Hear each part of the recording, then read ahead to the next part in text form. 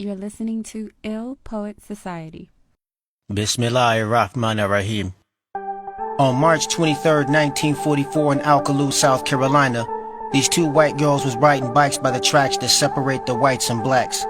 They was looking for maypop flowers, but within hours they came up missing. Wishing that I had never told the sheriff that I had seen them, the white girls' bodies turned up the next day in a ditch not too far from where I stay.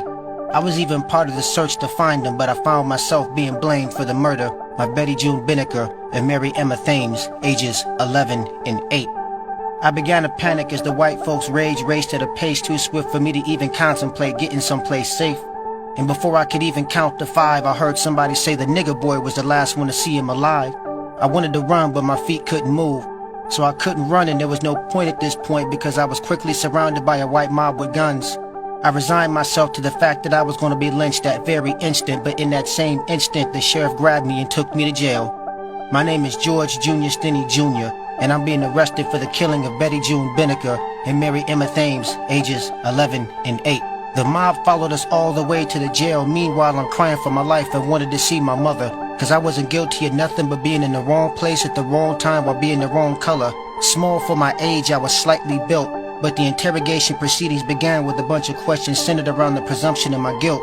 You see, the good old boy reasoning wouldn't allow them to realize that at 5'1", 95 pounds, there was no way I could wrestle both girls to the ground, somehow manage to crush the skull of one while simultaneously subduing the other, and transporting both bodies away from the scene in broad daylight without being seen.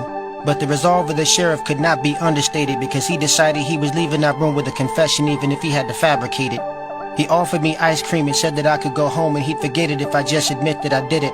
Now, after hours of questioning with fear, exhaustion, and the naivete of my age combining to compromise my judgment, I admitted being the perpetrator of the incident and in that very instant relinquished my innocence.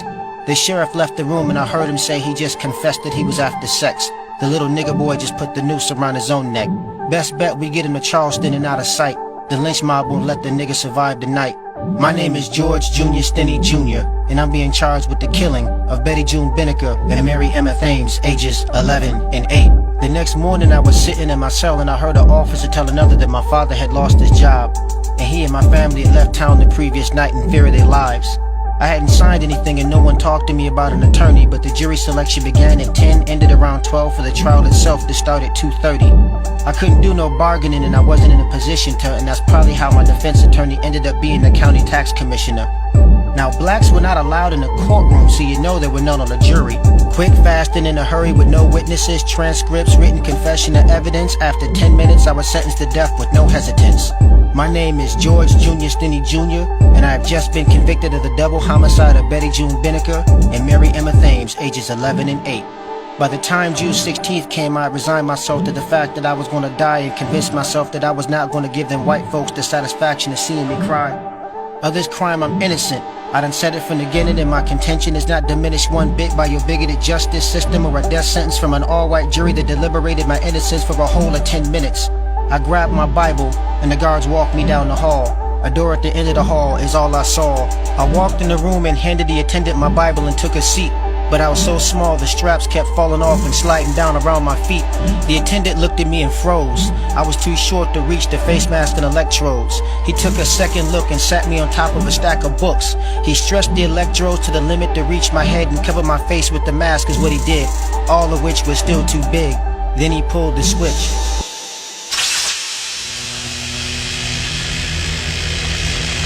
My body convulsed and twitched so much that my head came from under the bonnet, exposing my smoking nasal cavity and sizzling vomit. After 4 minutes, he turned off the power and my head lay tilted, with a sunken face, singed hair, and an eye missing.